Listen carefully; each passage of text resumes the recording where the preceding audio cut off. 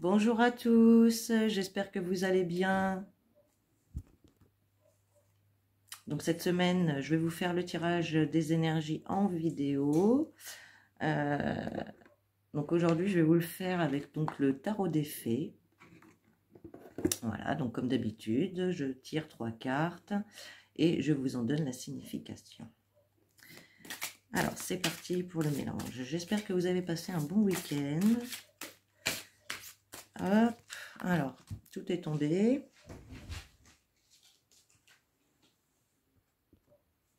Donc, il y a 3 cartes qui sont tombées, donc je viens de les ramasser. Alors, c'est parti. Donc, comme il y en a 3, on ne va pas chercher plus loin, on va prendre ces 3-là. Alors, pour celles qui ont choisi la première carte, il s'agit du 7 de l'hiver. Voilà, le 7 de l'hiver. Alors, qui nous dit? Vous pouvez faire un meilleur choix. Incapacité à voir les choses avec clarté, fuir la réalité. Passez soigneusement en revue vos projets actuels et voyez si des modifications s'avèrent nécessaires. Le temps passe et met en lumière les raisons de vos précédentes déceptions, vous offrant des opportunités bien meilleures que vous ne l'imaginiez. Demandez à Dieu, aux anges et aux fées de vous désigner qui est intègre et qui ne l'est pas. Car tristement, certaines personnes vous cachent leurs réelles intentions. Fiez-vous à votre intuition, vous recevez des messages et des signes vous indiquant la vérité. Soyez vigilants et prenez bien en compte tous les signaux d'alerte dévoilant le manque d'honnêteté des autres. Bien que vous préfériez voir le meilleur en chacun, il est temps de retirer vos œillères et d'admettre que les actions de certaines personnes peuvent être malhonnêtes. Cela vous permettra d'éviter des situations douloureuses et de nombreux dilemmes. La fée de cette carte tente de fuir rapidement une situation. Il y a de la glace partout, et la seule eau potable à portée de vue est celle qu'elle emporte avec elle dans sa carafe. Ce qui nous pousse à nous demander « Où l'a-t-elle obtenue ?» Message supplémentaire offert par cette carte. Vouloir être seul. Tout ne marche pas comme prévu. Éviter les associations imprudentes. Auto-déception. Voilà, donc là, on vous dit clairement de bien faire attention aux personnes autour de vous qui ne se montrent pas telles qu'elles sont. Hein. On vous fait croire des choses qui ne sont pas vraies. Alors, pour celles qui ont choisi la deuxième, on a le 8 de l'automne. Qui vous dit « Approfondissez vos recherches avant de passer à l'action. Éducation sous forme de séminaire, retour à l'école ou stage. Excellente maîtrise du métier et projet à long terme. » Alors, le 8 de l'automne.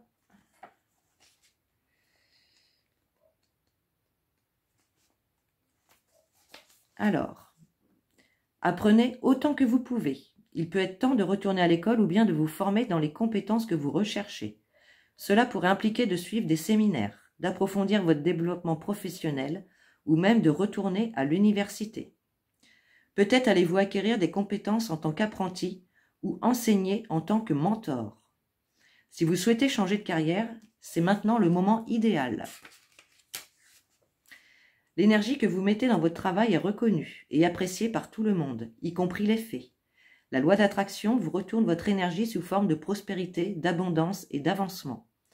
Une petite fée apprend un métier et sa grand-mère qui est aussi son mentor. Elle prend bien soin d'écrire tout ce que son professeur a à dire.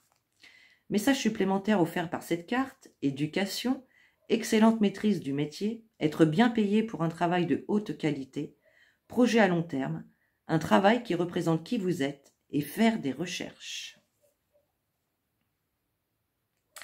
Voilà pour cette deuxième carte. Pour celles qui ont choisi, celles ou ceux qui ont choisi la troisième, nous avons le roi de l'automne.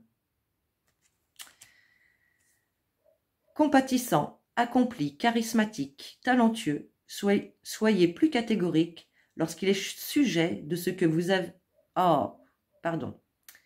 Soyez plus catégorique lorsqu'il est sujet de ce que vous savez être juste.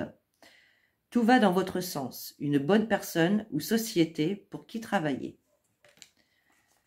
Alors, le roi de l'automne. Le roi de l'automne est un drôle d'oiseau. Il a très certainement un côté Midas, dont les initiatives entrepreneuriales. Tout ce qu'il touche se transforme en or. Et contrairement à tant de gens dans le monde des affaires, cela ne lui est pas monté à la tête, mais a plutôt conquis son cœur, le changeant en or.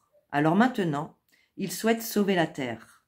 Il peut gérer des centaines de personnes à la fois et s'occuper du recyclage des poubelles, tout en réprimandant un des membres de son congrès, si nécessaire. Il est extrêmement aimable et aidera qui fait appel à lui. Excusez-moi.